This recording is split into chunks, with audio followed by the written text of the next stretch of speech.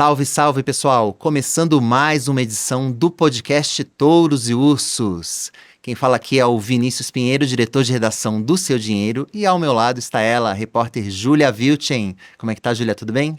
Olá, Vini, tudo bem? Olá a todos os que estão nos ouvindo, nos assistindo. Vamos aí para mais uma edição agora na configuração original, né, Vini? É isso mesmo. Até porque, do outro lado aqui do nosso balcão, nós temos um convidado especial, que é o Rodrigo Glatt. Ele é sócio fundador da gestora GTI. Como é que tá, Glatt? Beleza? Tudo bem, obrigado pelo convite. Sempre um prazer estar aqui respondendo aos questionamentos e aos assuntos mais importantes aí do mercado, né? É isso aí. Bom, e até falei outro lado do balcão, mas a gente não vai falar de mercado de balcão aqui, vamos falar de bolsa, que é a especialidade do Glatt. Afinal de contas, a GTI é uma das pioneiras entre as gestoras independentes de fundos, de ações aqui do mercado brasileiro. Glatt, antes da gente começar a falar aqui então de bolsa, me conta um pouquinho aí da GTI, enfim, qual que é a filosofia de investimentos da casa? Ah, legal. Como você disse, a GTI é uma das gestoras mais longevas e independentes, né? A gente tem aí vamos fazer 16 anos esse ano, né? E sempre com uma estratégia parecida, né? A gente só investe em ações brasileiras hoje, né? Tem uma estratégia que a gente chama, são fundos de long only, né? Então a gente compra ações, né, com um horizonte de médio e longo prazo, né? Sempre olhando aí principalmente um horizonte entre 3 e 5 anos, né? Em empresas que a gente acha que realmente tem uma distância muito grande entre o preço delas e o valor que a gente vê nelas, né? Então, a casa hoje tem em torno aí de 750 milhões sob gestão, a gente tem 4 veículos, 3 deles estão abertos hoje, né? O principal veículo nosso é o GTI de Mona, Brasil, né? O maior deles, inclusive, né?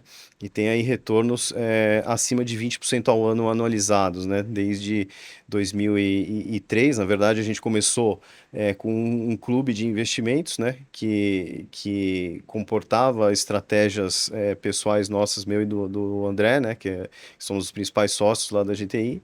E esse clube ele foi incorporado no momento posterior dentro do principal fundo, que é o GTI de Mona Brasil hoje, né? Uhum. Então, essa estratégia aí, que comporta entre 15 e 20 ações, né? Ela tem esse retorno anualizado aí na casa de 20% ao ano, né? Não, Contra legal. um retorno da bolsa aí em torno de 10% ao ano. O Ibovespa realmente não teve aí um grande desempenho nesse período, mas, poxa, 16 anos no mercado acionário brasileiro, isso aí na idade, né, idade cronológica é muita coisa. É bastante, assim, você pega, tem várias casas, né, que ficaram por um tempo e depois se desfizeram e voltaram a se compor em outras composições, outros times, né? Então acho que de fato a gente tem essa resiliência aí maior, em função desse histórico aí que é bastante grande, perto da média das outras casas, vamos dizer assim. Com essa experiência toda aí, o Glatt, ele não viu o dilúvio, mas pisou na lama, com certeza. E ele vai ajudar a gente aqui a dar o caminho das pedras da Bolsa. Até porque o caminho tá bastante turbulento nesse começo de ano, bastante acidentado, e não era o que se esperava. No fim do ano passado, o Ibovespa, né, voltando aqui para o principal índice da Bolsa Brasileira, alcançou as suas máximas históricas, e depois de um rally impressionante nos últimos 2 meses do ano, e tudo se configurava para continuar assim agora, nesse ano de 2024. Afinal de contas, juros em queda aqui no Brasil, perspectiva de queda de juros lá nos Estados Unidos, situação fiscal, se não resolvida, pelo menos, enfim, encaminhada. Então havia ali uma perspectiva de que o mercado acionário continuasse voando agora em 2024, e não é o que está acontecendo. A Bolsa, o Ibovespa acumula uma queda, não é uma queda muito grande, chegou a cair mais, aí volta um pouquinho, né? Para um pouquinho, descansa um pouquinho, como diz aquela antiga propaganda. Mas assim, acho que era algo que não se esperava, e acho que fica um ponto de interrogação nas pessoas que acompanham a gente, né? Porque demos aqui a nossa cara, Júlia, para bater aqui, falando que a Bolsa ia ser um ótimo investimento em 2024, e não está sendo até o momento. Eu acho que assim, começar aqui te perguntando um pouquinho desse movimento que aconteceu nesses 2 primeiros meses. Por que a Bolsa ainda não cumpriu o que se esperava dela nesse período, Glatt? Eu acho assim, primeiro a gente tem que considerar o que aconteceu um pouquinho antes, né? Se pegar aí os meses de novembro e dezembro, eles foram meses muito positivos para a Bolsa, né? Assim, praticamente a alta inteira da Bolsa lá de 22%, ela foi constituída nesses 2 meses. Então acho que foi uma alta muito concentrada e muito rápida, né? E acho que aí uma boa parte dos investidores, eles aproveitaram para realizar os ganhos, né? E acho que principalmente os estrangeiros, né? A gente tem aí uma saída líquida ainda relativamente grande, né, nesse período. E eu diria que isso aí foi também impulsionado também pelos resgates na indústria de fundos, né? A gente continua tendo uma saída muito grande nos multimercados e nos fundos de ações também, né? Então isso daí acho que... Porque a performance desses fundos foi realmente muito aquém do que se esperava no ano passado. Então muita gente tá resgatando, né? E acho que eu diria que uma boa parte dessa queda ela está bem concentrada na parte de empresas domésticas, né? Então, setores como consumo, varejo, a educação, a própria parte de logística, a parte de real estate também está sofrendo bastante. Eu diria assim que a bolsa está caindo 3%, assim, você tem essa parte, né, de empresas que está caindo, sei lá, entre 15% e 20%, e aí você tem uma outra parte, que é onde os fundos estão tentando se defender, vamos dizer assim, que está com variações positivas no ano. Então, a Petrobras é um caso, né, que está subindo acho que entre 5% e 10%, o setor de óleo também, as outras empresas juniors companies também estão subindo, os bancos, principalmente Itaú e o Banco do Brasil, né, com resultados recordes, então também com uma performance muito boa, e a parte de utilities também, né, as empresas que estão, principalmente as mais líquidas, as maiores, estão com uma performance relativamente boa esse ano, né? E o mercado muito também na onda da privatização da Sabesp, muito alocado em Eletrobras, que ano passado teve oferta, enfim, ano retrasado, mas que né, continua aí na sua melhor operacional, né, gradativa, enfim. Então, acho que é um pouco disso. Então, na verdade, ela é uma média, né, dessas ações que estão muito, muito ruins, com uma parte que está sendo privilegiada e que o pessoal está tentando se defender. Acho que é isso que está acontecendo. E acho que, assim, como você disse, né, a gente esperava uma continuidade nessa toada benigna, né, e positiva da Bolsa, e acho que ainda não veio porque teve essa realização, mas assim, a gente olhando um horizonte um pouco mais longo, a gente continua tendo essa visão mais positiva, né? A gente continua acreditando que o cenário de ciclo de juros ele vai continuar, né? Acho que o mercado já trabalha aí com 2, 3 cortes de 50, acho que mais ou menos dado já, né? Até maio, junho, acho que não tem muito erro, a não ser que a inflação tenha algum repique, mas a gente não tem visto um repique disso, pelo contrário, a gente vê aí até focos aí migrando aí, né, para casa de 3,5, 3 e 4, enfim, acho que um cenário benigno ainda, e que deveria se refletir em algum momento na Bolsa, né? É difícil, assim, você tem os fluxos, né, às vezes eles não estão, eles não ocorrem exatamente com aquele cenário que você tem na cabeça naquele momento, né? Então, a gente acredita que isso acho que vai acontecer ao longo do ano, né? Eu acho que ainda tem essa incerteza muito grande com o cenário de juros lá fora, nos Estados Unidos. Acho que tem uma questão que tem permeado muito, principalmente os gestores no Brasil. Eu acho que tem muita gente tem alocação, não só no Brasil hoje, mas uma alocação global, uma parte relevante, né, dos portfólios alocados lá fora. Então, uma questão que está trazendo um nível de certeza quando que o Fed vai começar a cortar. A gente tem falado muito de Fed aqui então, no seu dinheiro. Acho que o mercado só fala disso, basicamente.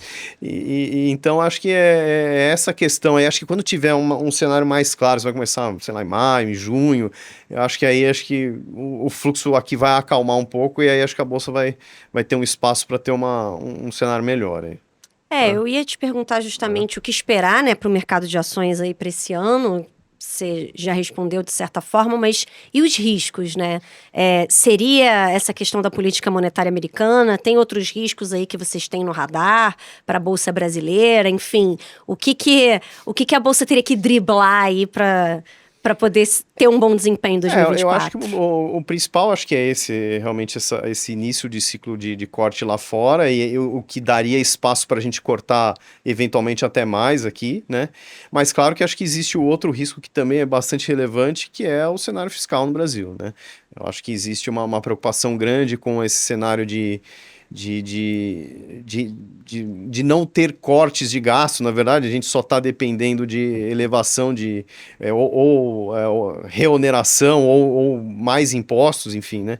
Que é um cenário que a gente discorda, a gente acho que boa parte do mercado gostaria de ver uma contenção de gastos, né, combinada com esse aumento de impostos que daria, né, uma folga maior, né, a gente caminhando para um déficit zero já e tendo uma perspectiva de queda da dívida, né, acho que da trajetória da dívida bruta PIB, né, mais para frente, né, que isso, na verdade que o mercado tivesse um horizonte mais longo, conseguisse perceber isso.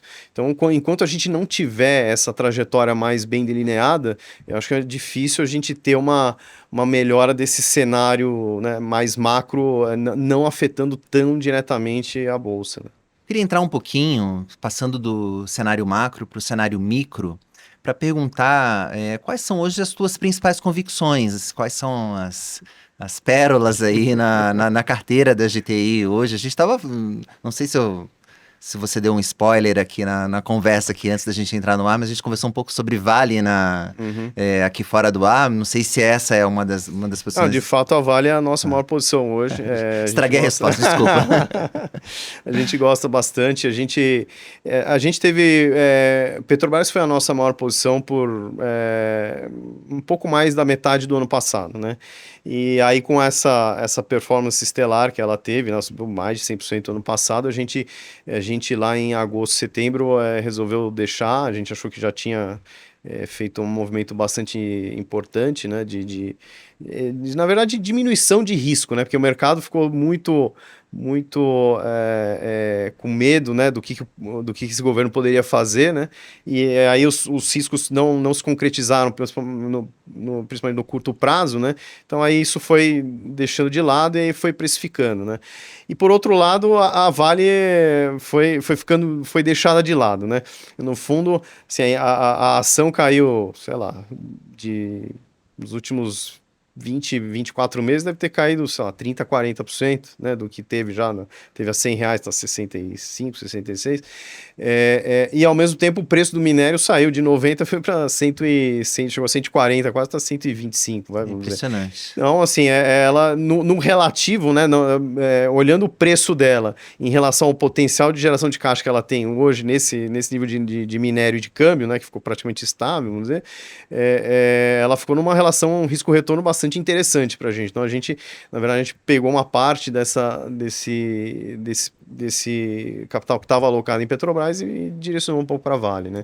Então, agora, tem uma questão aí relacionada à Vale, que é essa questão da governança, que entrou nos holofotes depois que o governo, em particular ali, o presidente Lula tentou e vem tentando colocar o nome do ex-ministro Guido Mantega, seja no comando, seja no conselho de administração da companhia. Isso não preocupa vocês? Não, preocupa, mas a gente acha que é um risco que ele, de fato, ele é baixo, dado que hoje o governo, a Vale é uma empresa privada e, assim, ele teria acesso via os fundos de pensão que poderiam eventualmente ajudar a indicar, né? Mas, assim, eles mesmos já declaram que já desistiram, né, dessa ideia, mas óbvio que isso daí, de fato, prejudicou muito a performance da ação, principalmente nesses últimos 40, 50 dias, né? Então, acho que uma boa parte desse movimento aí foi por conta desse risco de você ter quase que uma gestão estatal, né, ou algum mal que pudesse ser feito por um integrante desse governo, vamos dizer assim, né?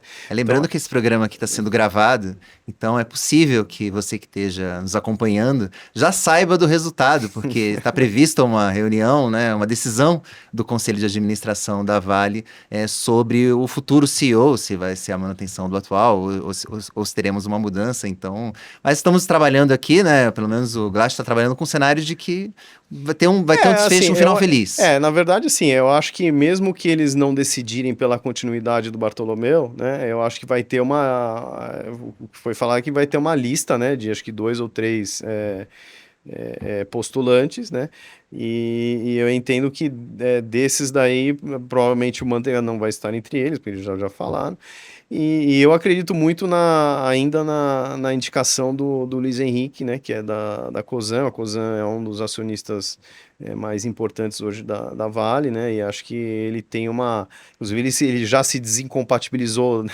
dos cargos que ele ocupava nas outras empresas da Cosan, enfim. Então eu acho que ele pode ser a solução no meio do caminho aí para esse impasse, né, de quem assumiria, né.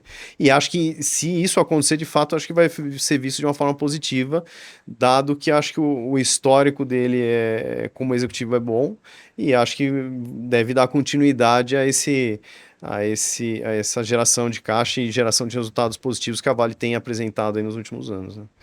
Legal, bom, você no futuro, então, que está nos assistindo, comente aqui se você estiver assistindo essa transmissão no YouTube, aproveita para curtir essa nossa transmissão aqui e comenta se realmente, qual foi o resultado aqui da eleição lá do Conselho de Administração, da escolha do novo CEO da Vale.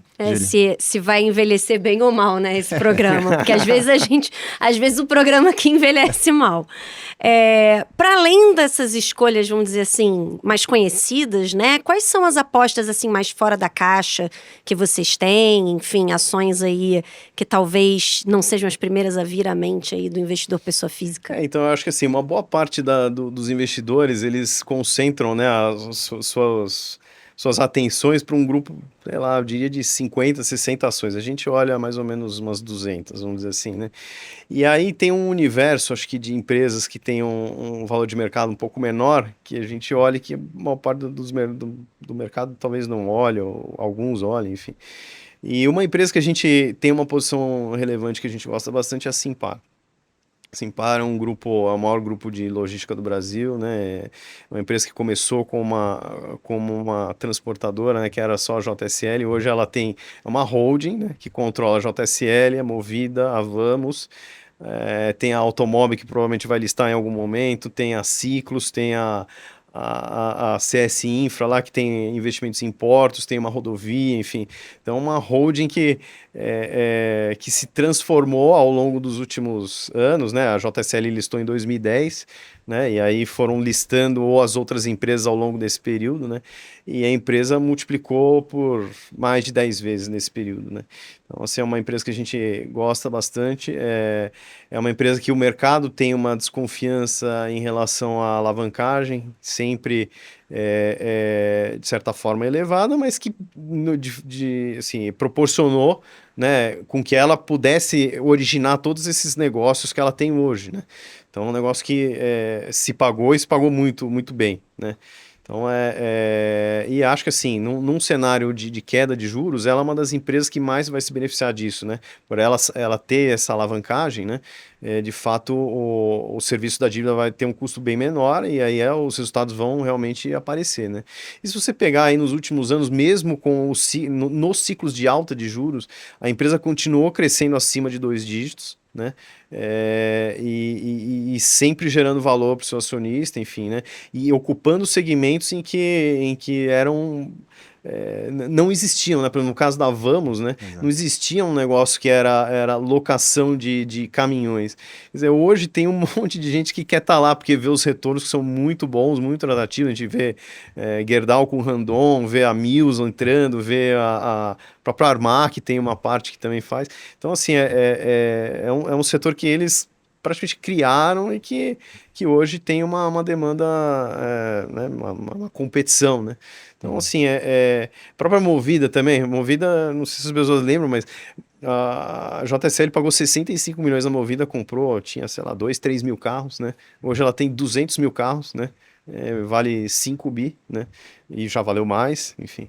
Então, assim, são negócios que vão ao longo do tempo sendo criados, né? E que geram muito valor, né?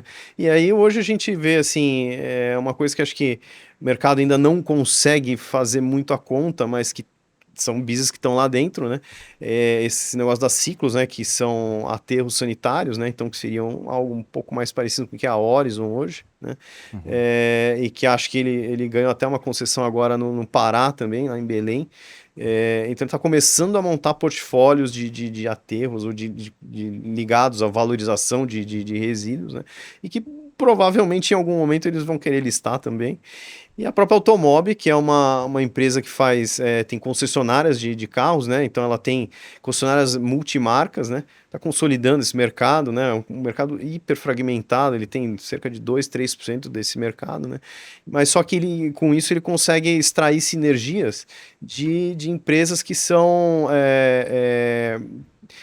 junto com as outras empresas, né, com a Movida, com a Vamos, né, principalmente no relacionamento com as montadoras, né, seja nos caminhões ou nos leves, né. Então é um negócio que a gente vê como bastante resiliente nesse sentido de ser bem diversificado, né, e exposto aos vários ramos da logística do Brasil. É Vamos dizer exatamente o assim, que eu ia entendeu? comentar. É algo diversificado, mas dentro da competência do grupo, que Sim. é a logística. Eles não Uhum. estão se aventurando a fazer nada muito Muito fora diferente, é isso, do exatamente. que eles conhecem. É. Tem alguma candidata entre essas empresas da JCL que podem vir a se listar? Então, eu acho assim, a Automob, eles já pediram um registro na Bovespa. Então, assim, se tiver uma janela mais favorável de mercado, eu acho que há uma possibilidade de eles listarem esse ano ainda. Ciclos acho que é um pouco mais longo. Acho que tem que amadurecer o negócio ainda, talvez acho que ganhar um pouco mais de corpo com talvez outras concessões, tal, acho que um pouco mais para frente. Agora, acho que também outra coisa que se fala muito pouco é a questão da CS Infra. CS Infra é uma holding que tem uma rodovia no Piauí e tem a concessão de 2 portos na Bahia, né? E eles trouxeram uma pessoa bastante experiente lá para tocar essa área, que é o Marcos Tourinho, que era um cara que era da Santos Brasil, e estão fazendo um capex relevante lá e estão falando já em ter um EBITDA aí da casa de centenas de milhões já em 2026. Então acho que é um negócio que está maturando ainda. Acho que tem uma possibilidade tem vários leilões de áreas portuárias que vão acontecer esse ano, então acho que tem uma chance de eles bidarem em algum lugar e aí crescer esse portfólio de concessões portuárias e aí eventualmente listar isso, enfim, ou mostrar e aí, né, comparar, o mercado vai começar a comparar com o que negocia Santos Brasil ou a Wilson Sons, enfim, acho que são coisas aí que a gente pode ver, talvez não no curto prazo, mas no médio prazo, como a gente olha muito médio e longo prazo, é um negócio que a gente está sempre atento aí, né? Bacana. Bom, acho que a gente pode passar agora para o segundo bloco do nosso programa, que é o momento em que nós escolhemos os touros e os ursos desta edição. Mas antes, fazendo aqui um lembrete de novo, se você estiver aqui nos acompanhando pelo YouTube, não esquece de curtir aqui e também seguir o canal do Seu Dinheiro. Você ajuda, assim, a levar o nosso conteúdo para mais pessoas e a gente também tem não só aqui o podcast Touros e Ursos, como outros programas, entre eles o da Dinheirista aqui, que é a identidade secreta da Julia Vilchen. Ela combate as desigualdades do mundo dos investimentos e de todas, como podemos dizer, desigualdades de educação financeira? Boa. Desigualdades de educação financeira, enfim. Se você tiver alguma dúvida, pode mandar lá também para adinheirista@seudinheiro.com. Bom, também estamos nos tocadores de áudio, como o Spotify. Basta buscar por Seu Dinheiro, vocês vão encontrar lá e seguir o podcast para ser notificado sempre que tiver uma edição nova. Ainda dá para ouvir em velocidade rápida aqui o podcast. Outro dia eu abrindo um breve parênteses aqui, encontrei um amigo no carnaval e ele falou, e a gente conversando e ele uma determinada falou assim, nossa, até me desacostumei de ouvir você na velocidade normal, que ele sempre que ouve no podcast, ele entregou que ele ouve na velocidade de 2 vezes. Mas bom, vamos lá. Vamos agora para os touros e ursos, explicando aqui para quem chegou agora. E os touros, né, são os nossos destaques positivos e os ursos os nossos destaques negativos, né? É uma coisa meio... o Glatt vai lembrar, claro, aqui, ele falou de Bovespa, ele vai lembrar do Chacrinha, né? Então os touros são aqueles, né, Glatt, assim, que você quer ir, né, quer mandar pro trono, né? Assim, vai pro trono, né? Ou são os touros e os ursos são aqueles que não vão para o trono ali do Chacrinha. Bom, e a gente costuma começar aqui pelos ursos, para a gente terminar numa nota mais positiva aqui o nosso programa. E também começamos com o nosso convidado, né, para puxar aqui a fila dos ursos. Glatt, quem vai ser? Quem você vai dar o seu puxão de orelha aqui hoje? Acho que o urso dessa semana é o nosso descondenado presidente, porque realmente essa declaração que ele fez, acho que foi realmente bastante infeliz e só trouxe, e só vai trazer problemas para o Brasil, né? Acho que assim, uma totalmente desnecessária e que assim, expõe o Brasil a um negócio que a gente realmente não precisava, né? A gente já tem bastante problema para resolver no Brasil, não precisava de mais um desse, né? Desse porte ainda, né? É verdade. Júlia, vou passar na sua frente aqui, inclusive porque o meu urso também é o Lula nessa semana. É um momento raro aqui, em que a gente tem duas pessoas votando no mesmo urso na semana, mas acho que o presidente vai levar aqui também o segundo urso, vai levar 2 troféuzinhos de urso para casa, merecidamente. Vou falar que a comparação da ação, do que está acontecendo na nação Israel, que é condenável, diga-se de passagem, não vamos aqui, né, também tapar o sol com a peneira, mas essa comparação com o Holocausto ela é errada em tantos aspectos que, né, a gente podia ficar aqui um programa inteiro só falando sobre isso. Quando eu ouvi quando eu fiquei sabendo foi num domingo, né? Então quando eu fiquei sabendo da declaração, devo ter lido em algum lugar, em alguma rede social. Na hora eu pensei que fosse até fake news, sabe? Assim, não é possível. Ou então, sei lá, talvez que às vezes acontece de você ser mal interpretado, tirar uma frase de contexto. Eu dei o benefício da dúvida. Aí eu fui lá pegar a frase, né? Falei, não é possível. Eu vou aqui, entre aspas, aqui. O que ele disse exatamente foi: o que está acontecendo na faixa de Gaza não existe em nenhum outro momento histórico. Aliás, existiu quando Hitler resolveu matar os judeus. Assim, não tem algo, não tem nada fora, né? não tem nada fora de contexto aqui, realmente. Assim, então é errado do ponto de vista histórico, diplomático e até de diagnóstico da situação. Mas eu até pensei também, dei um segundo benefício da dúvida, imaginando assim, poxa, falou, tudo bem, todo mundo fala ali, falou atravessado, falou ali para jornalistas de uma maneira meio apressada, podia estar errado e podia, por consequência, pedir desculpas pelas declarações. O que também não aconteceu até o momento em que a gente grava aqui o podcast. Então, realmente, só ajudou a dar mais munição política para o Netanyahu, que vem sendo condenado vem sendo bastante criticado pela comunidade internacional, aliás, pelas ações que estão acontecendo em Gaza. E aqui, o urso aqui acho que o presidente pode estar no seu direito de também criticar as ações de Israel, embora não seja a tradição do Itamaraty, né? A gente tem uma tradição da neutralidade aqui mas você, não, de qualquer maneira, você não faz esse tipo de comparação, né? Assim, foi totalmente equivocada. O único ponto aqui que eu vou dar aqui favorável ao Lula, que eu acho que ele foi chamado de antissemita, e eu não acho que é essa a questão. Eu acho que é uma questão mais ideológica do que de antissemitismo nesse caso. Eu diria que se amanhã um governo de esquerda assumir Israel e anexar a faixa de Gaza e a Cisjordânia, o Lula vai achar bom, entendeu? Assim, então é uma questão mais ideológica, eu vejo, do que de simplesmente, enfim, não é uma questão de antissemitismo na minha visão. Bom, tudo isso vai aqui meu prêmio de urso também pro Lula. Vou ficar aqui com o Glatt. E você, Júlia? Quem vai ser o urso? Antes de eu falar do meu urso, só esse tipo de frase, né, esse tipo de colocação que volta e meia o Lula, ou algum político, algum membro do governo ou da oposição, não importa, faz, é que nem aquela postagem nas redes sociais que a pessoa faz e você fala assim, o que ela ganha com isso? O que o Brasil ganha com esse tipo de colocação do presidente? Porque se fosse para o Brasil ainda ganhar alguma coisa com isso, positiva, mas assim, não acho que isso traz nenhum ganho para o país, né? Então, é de se questionar por quê, né? Por quê? Mas enfim, eu concordo com o urso de vocês, mas para não ficar aqui batendo na mesma tecla, eu vou escolher um urso um pouco diferente aqui.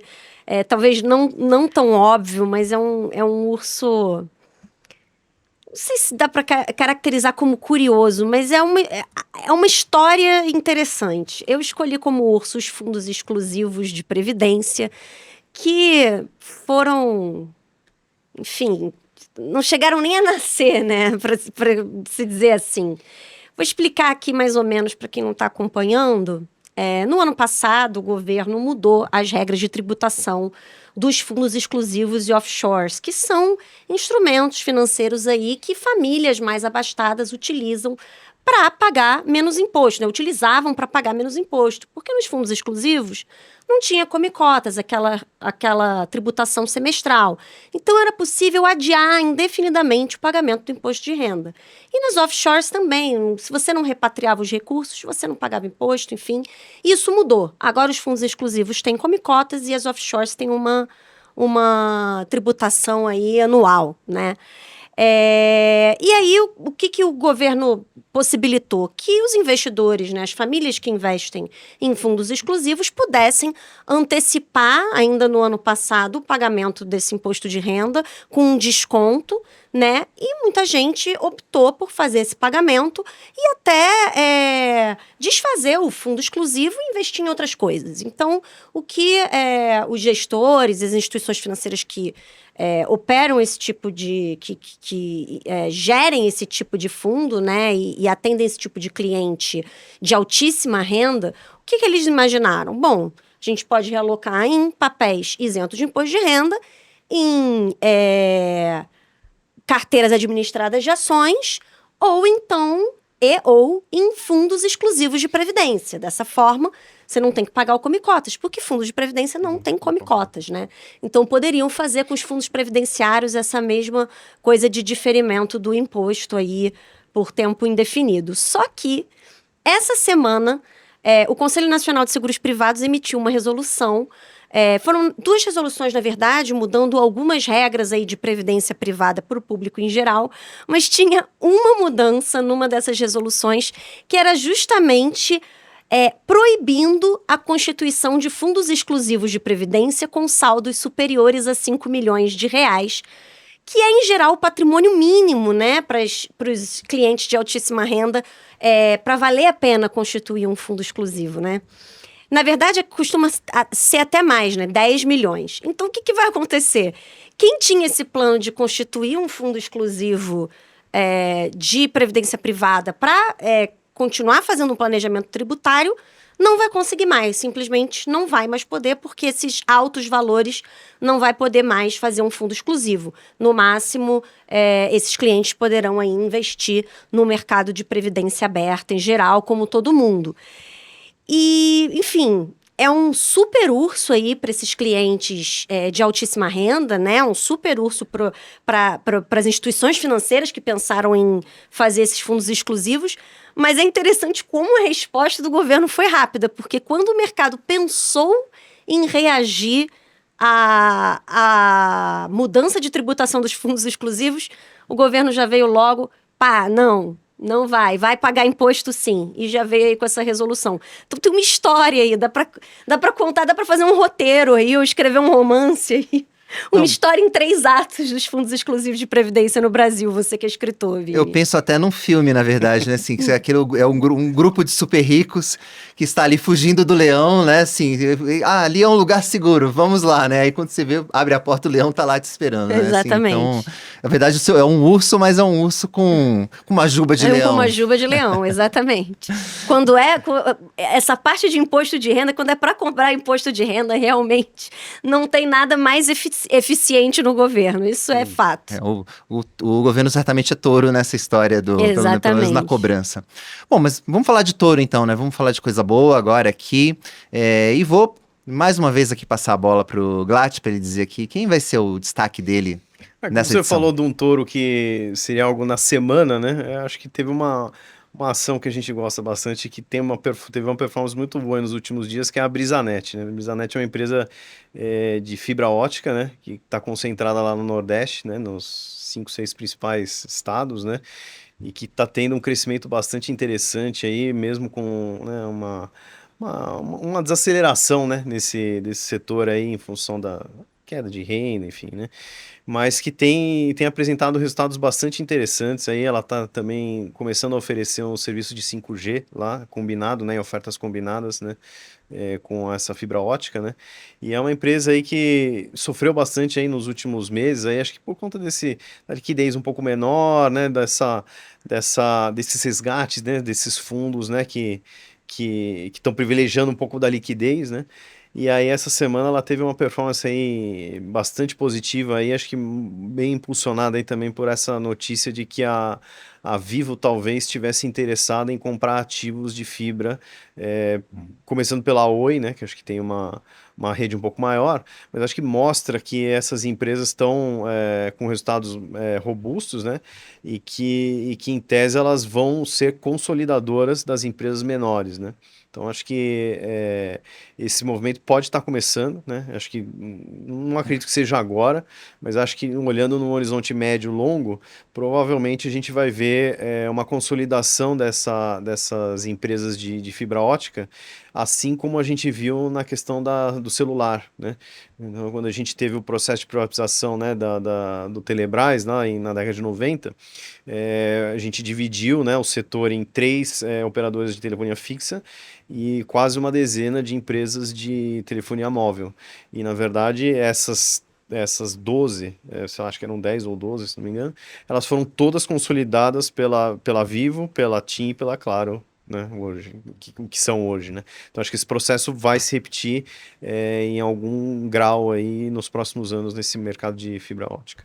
E vocês têm, então, Brisanet na carteira? Temos. É uma empresa que a gente gosta, a gente acha bastante barata e que está fazendo um capex acelerado e mesmo assim tá gerando muito caixa, então está diminuindo sua alavancagem e crescendo ainda num ritmo bastante interessante. A gente gosta bastante. Legal. Vou falar o meu de novo aqui na frente, na sua frente. Vou passar de novo na sua frente, Júlia, porque dizer que o Glatt e eu estamos aqui meio que sintonizados, porque não vou votar. Meu touro não é a Brisanet, mas é a empresa que está ali competindo e no mesmo segmento hoje da Brisanet, que é a Oi. Meu touro, eu diria até que é um touro meio estranho, é um touro com patas de urso, digamos assim, porque a Oi, afinal de contas, já falamos várias vezes aqui, inclusive no podcast, já foi muitas vezes urso aqui no nosso programa. A empresa está em recuperação judicial pela segunda vez, né? Nesse segundo processo agora vai completar 1 ano nessa situação. A empresa já não é mais sombra do que foi, inclusive foi uma das empresas que foi de telefonia móvel que foi consolidada recentemente, né? Com a venda ali da operação para as 3 rivais. Então, hoje, né, o que sobrou do que era o império da Oi, né? Que era a junção da antiga Telemar com a antiga Brasil Telecom, a empresa cobriu o Brasil inteiro.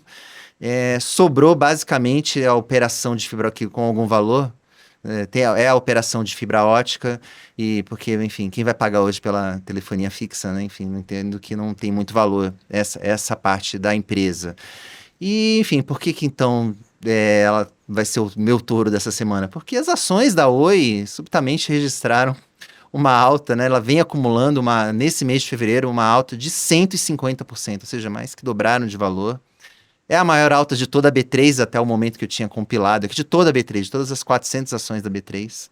E com isso voltou a ser avaliada acima de R$1 bilhão na Bolsa. E o que aconteceu? Temos algumas coisas, rumores de alguém interessado em comprar a operação de fibra, que, enfim, está nos planos ali para a empresa, para o que sobrou da empresa tentar se reerguer, pagar alguma coisa para os seus credores e acionistas. E nesse meio tempo, né, ela vai tentar aprovar o novo plano de recuperação em março, e nesse meio tempo apareceu um comprador, né, um grande, né, assim, muita gente comprando a ação, né, e veio aí um grande comprador, que foi a gestora Trustee, né, acabou aparecendo aí, né, toda vez que uma empresa, que um investidor alcança mais de 5% do capital de uma empresa, ele tem que comunicar ao mercado, e foi o que a Trustee fez nessa semana. E os movimentos da Trustee costumam ser associados ao empresário Nelson Tanure, que inclusive já foi acionista da Oi lá no início do primeiro processo de recuperação judicial da empresa. E o Tanure, como todos sabemos, gosta de investir em empresas em dificuldades. Mas ele negou, o pessoal do Estadão procurou o Tanure, ele disse que não, estou de férias, não sou eu, enfim, então... Mas seja como for, é que quem decidiu comprar o IBR3 nas últimas semanas, quem teve esse senso de timing, teve um belo retorno, e com isso fica aqui o meu touro dessa edição para a Oi. Bom, acho que com isso a gente pode encerrar, colocar um ponto final. Não? Não, faltou. Desculpa. Fui passar na frente ainda querendo tirar a sua oportunidade de dar o seu touro, né? Fala lá, Júlia. Eu vou falar de um touro aqui, saindo dos orelhões para algo um pouco mais moderno, né? Meu touro da semana vai para a NVIDIA, que é, hoje em dia, uma das empresas mais importantes do mundo, talvez. O Goldman Sachs apelidou as ações da NVIDIA como as ações mais importantes do mundo. Não sei se são as ações mais importantes do mundo, mas certamente a NVIDIA é uma das empresas mais importantes porque ela tem uma forte atuação justamente no segmento de inteligência artificial, que é o grande tema de Wall Street atualmente. Enfim, é um segmento cuja demanda vem crescendo bastante e está sendo apontado aí como, enfim, o futuro aí da economia mundial vai passar definitivamente pela inteligência artificial.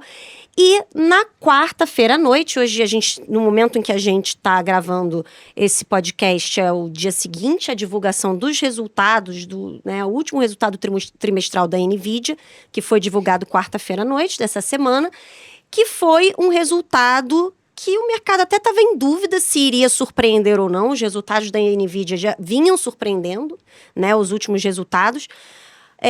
Chegou a rolar uma certa dúvida se esse resultado ia surpreender ou não, se as ações teriam mais espaço realmente para subir. No ano passado, os papéis da NVIDIA subiram nada menos do que 230%, né? E, de fato, a empresa divulgou resultados bastante sólidos e que surpreenderam as estimativas dos analistas, pelo menos da média aí, compilada aí no mercado americano, né? E com isso, no dia seguinte à divulgação dos resultados, essa quinta-feira, o dia que a gente está gravando hoje, as ações da NVIDIA sobem mais 15%. A empresa atingiu aí um valor de mercado de 1,9 trilhão de dólares. Ela já tinha se tornado, né, a terceira maior empresa de Wall Street em capitalização de mercado, né? Enfim, passou na frente do Google, aí, da Alphabet, a dona do Google, tá atrás só agora da Microsoft, da Apple, enfim, realmente, inclusive, em valor de mercado, uma das maiores empresas. Então, de fato, mostrando aí a importância dessa companhia no mundo e no mercado americano hoje. Bom, vamos falar um pouquinho aqui dos números, né? O lucro líquido da NVIDIA foi de mais de 12 bilhões de dólares, um crescimento de quase 800% na comparação anual.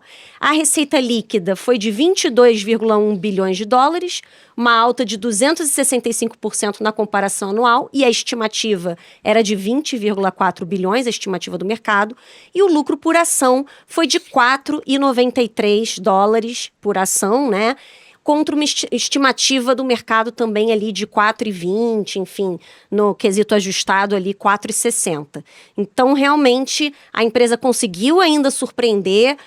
Os resultados foram justamente puxados aí por esse segmento mais ligado à produção de aplicativos, de aplicações aí para inteligência artificial. E a NVIDIA vem mostrando aí que sabe jogar em diversas frentes, né? Porque quando o lance era cripto, era justamente os equipamentos voltados para a mineração de criptomoeda que puxavam os resultados da empresa. Agora é essa questão da inteligência artificial. Então, realmente, surpreendendo mais uma vez, esse é o meu touro da semana, Vini. Na corrida do ouro, a NVIDIA é... O vendedor de picaretas. Ela que tá vendendo essas picaretas aí pra galera minerar a inteligência artificial. Bom, acho que agora sim podemos encerrar o programa aqui, antes que eu ganhe o prêmio de urso da semana. Vamos encerrar aqui. Queria agradecer mais uma vez aqui o Rodrigo Glatti, aqui, o sócio fundador da GTI, pela sua participação. Já antes de passar a palavra para você, já te convido aqui para voltar, porque foi muito legal, assim, esclareceu. Claro, sempre vocês precisarem, a gente tá à disposição lá, e sempre um prazer. Obrigado pelo convite. Legal. E o fundo, ele tá aberto para captação nas principais plataformas? Então nós temos como eu disse, a gente tem 3 veículos, né? Dois estão abertos nas plataformas, né? O GTI Dimona Brasil e o GTI Nimrod, né? Então, o GTI Nimrod, ele é um pouco mais líquido, então ele tem uma estratégia aí que só investe em empresas de capitalização de mercado acima de 3 bi. Então, essa basicamente é a diferença principal deles, mas as carteiras são muito parecidas, né? Sempre entre 15 e 20 ações, esse é o horizonte aí de 3 a 5 anos, né? Olhando sempre um pouco mais para frente. Legal. Bom, Júlia, obrigado mais uma vez pela participação. E fala aí, tem novidades da Dinheirista? Parece que não estamos mais apenas no YouTube, é isso Não mesmo? estamos mais apenas no YouTube. Para quem acompanha os vídeos da Dinheirista no YouTube e no Instagram do Seu Dinheiro, agora a Dinheirista também tem o seu próprio perfil no Instagram, @adinheirista. Nós conseguimos essa arroba, sensacional. por incrível que pareça. Então segue a gente lá, @adinheirista. Aliás, me segue, né? Porque a Dinheirista sou eu, no caso. Mas enfim, a Dinheirista também é feita a muitas mãos. Então é um coletivo também. Igual Pelé falando em Em terceira pessoa, exatamente.